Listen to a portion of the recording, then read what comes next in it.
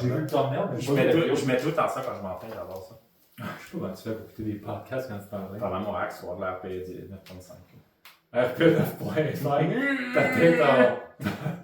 T'as peut-être failure pendant qu'il te dit quel chip qu'il préfère. Lui. Non, c'est là, ça me rend dans un état zen. Est-ce que tu Ouais, savais je comprends. Jordan Peters, le gars du UK, là, le gars il est genre 5 pieds 6, 300 livres, genre.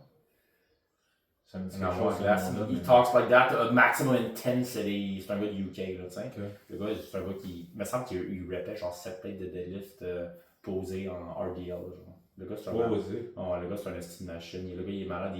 C'est quoi que tu viens de dire sur lui? Le lien que je voulais faire, c'était. Qu'est-ce que je viens de dire là? Je parlais de quoi? Des chips, peut-être, de t'écoutais des podcasts pendant que tu t'entraînes? C'est quoi le lien que je voulais faire avec ça? Il écoute pas de musique, lui? Ah, c'est ça. Il écoute la musique du Roi Lion. Il a dit ça me met dans une transe, puis lui, c'est un gars qui va genre beyond failure. Il fait des. Genre 10 drops, un drop set de 10 fois sur le leg press, là. C'est un style malade mental, là.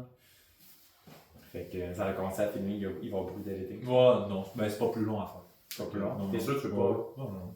Donc, Mister, j'espère que tu vas bien en forme. Ben oui, toi. Ben oui. Donc, tout le monde, le sujet de la vidéo actuelle, c'est nos top 3 exercices préférés, mettant pour les épaules. Donc là, on a décidé. Ça, c'est comme on l'a dit, nous, on priori, je parle pour moi, Max, et même pour toi. La plupart des gars qui s'entraînent pour l'esthétique, pour avoir un beau physique qu'on juge adéquat à notre goût, ben, on veut prioriser clairement le chef latéral au niveau des épaules. Donc, on se rappelle, on a le chef antérieur, latéral, pas médial. Pas médian, c'est pas au milieu, c'est sur le côté vraiment. Donc ça, c'est important, je suis un peu aussi lié avec ça. Puis tu as le faisceau postérieur également. Donc là, ça serait moi, vu qu'on priorise le deltoïde latéral, bien clairement, moi j'aurais mis au moins 2 variations latérales. C'est pas 3, parce que c'est ce que je vais développer le plus. Simplement parce que ton chef antérieur va être énormément sollicité pendant beaucoup de press, donc beaucoup de mouvements développés quand on travaille ses pectoraux. Et le postérieur, même chose, quand on fait beaucoup de pull, beaucoup de tirades, surtout dans le plan horizontal, mais même dans le plan vertical, on le développe beaucoup, alors que le latéral est très très peu travaillé, donc c'est vraiment important de l'isoler. Donc cela dit, on a décidé qu'on va faire un exercice pour le chef antérieur, un latéral, un postérieur. Donc pour commencer, pour l'antérieur, pour moi honnêtement, j'aurais tendance à y aller avec du incline front raise avec des dumbbells. Moi, c'est vraiment quelque chose. Donc, incline, tu as le dos à côté. Exact. Fait que je suis assis sur un banc 45 degrés et moi, je fais une prise neutre personnellement. C'est un super bel étirement. Si tu vois juste le plus que tu es capable, en gros, ça va descendre plus que 90 degrés et la pompe est écœurante, honnêtement. C'est intelligent. Le fait qu'il est justement incliné vers le bas crée un meilleur étirement à son front delts quand il arrive dans le bas du mouvement, tandis que comparé à s'il serait droit. Vraiment. Puis encore une fois, on l'a dit, tu es super stable. Avoir le dos à côté, ça t'empêche de tricher. Tout le kit, puis on sait que les dumbbells, la capacité de surcharge est écœurante. Exact. Fait pendant qu'à être debout, l'idée, c'est vraiment d'être plus tête avec la technique. Deuxième ici pour le lateral delt. Honnêtement, moi, j'adore les dumbbells, tu le sais. Mais dans la mesure que j'ai accès à une double poulie, ça serait poulie complètement basse, ça serait du cable lateral raise. Okay. Les 2 bras en même temps, je sais qu'il peut avoir un léger avantage en termes de stimulation, potentiellement un bras à la fois, mais pour des raisons de contrainte de temps, j'aime pas ça, je trouve ça long, juste faire un bras à la fois.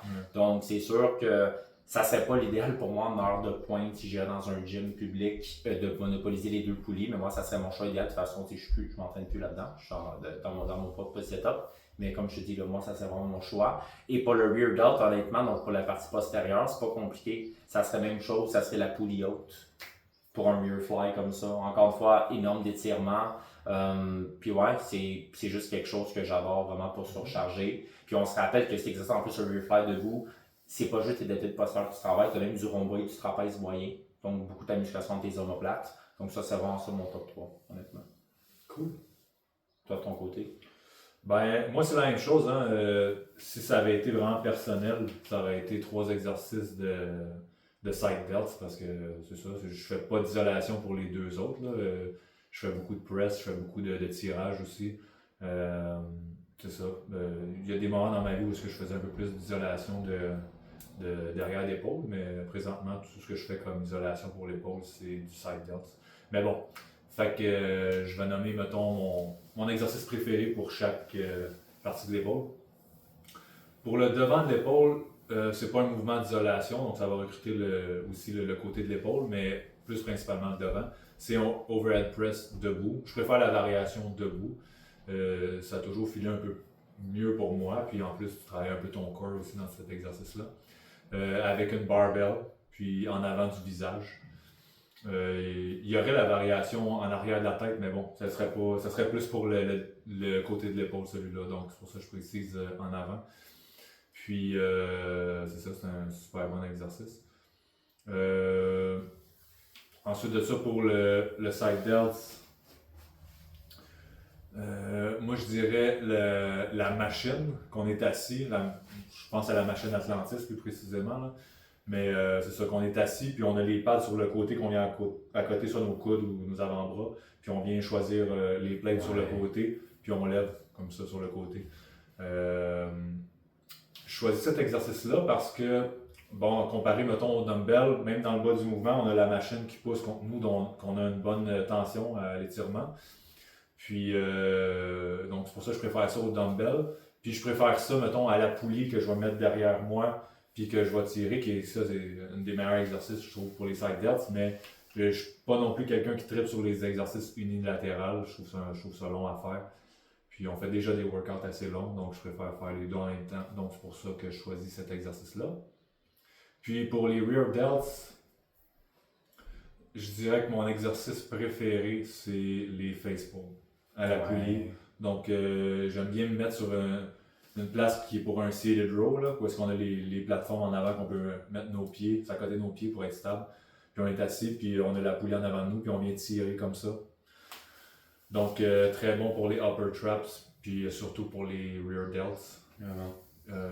Ouais, j'adore ça aussi. Donc j'aime ça, puis on vient avec la poulie, puis on vient en avant comme ça, on vient chercher un gros étirement.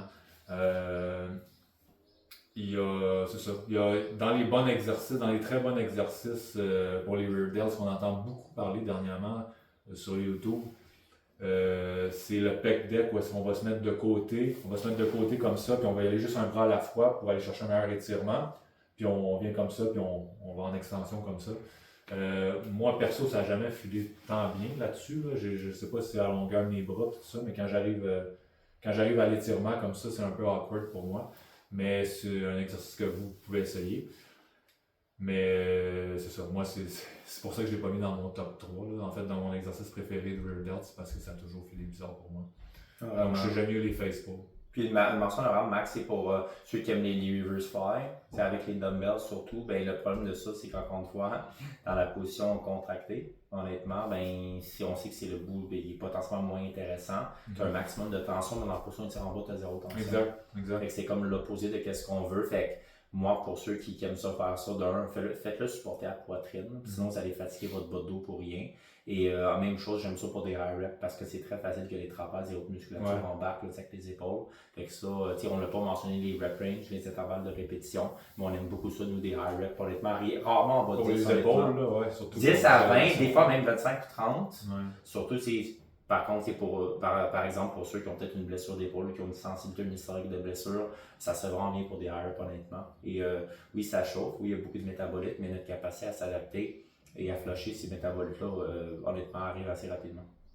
Surtout pour l'isolation, là, c'est ça. Le overhead press, ok, là, ça se fait plus pesant, là, plus avec des reps de 5 à 10, là, mettons. 100%. Là. Mais pour les épaules, pour presque tout le monde, ça va filer mieux avec des high reps. Ouais, vraiment. Puis peut-être une dernière mention, vous avez remarqué tout le monde, Max qui a choisi justement un press, donc un développé, moi j'en ai pas choisi. Vous le savez que un early press, c'est pas nécessaire. Non, c'est juste pas. C'est un exercice. Merci d'en reparler parce que c'est vrai, je voulais parler de ça, ça m'est sorti de la tête, mais j'ai choisi un overhead press parce que personnellement, je fais pas d'isolation pour les front delts avec tout le pressing que je fais déjà. Mm-hmm. Mais c'est ça, mais c'est vraiment pas nécessaire d'avoir un press pour les épaules dans votre programme pour les développer au maximum. Mais Max, c'est ce qu'on dit tout le temps, ça dépend du contexte. Ça dépend de l'objectif. Probablement la grande majorité des téléspectateurs n'ont pas nécessairement l'objectif de développer maximalement chaque faisceau de leur épaule. Fait que je pense 99% des gens, le press va apporter beaucoup plus à la table. Exact. Tu avais autre chose à dire, mais sinon je pense que j'ai fait le tour. Ça fait le tour. Donc tout le monde, si jamais vous avez des questions, des recommandations, dites ça dans les commentaires. Si jamais vous voulez partager vos exercices préférés d'épaule, n'hésitez pas. Yep. Passez une bonne journée.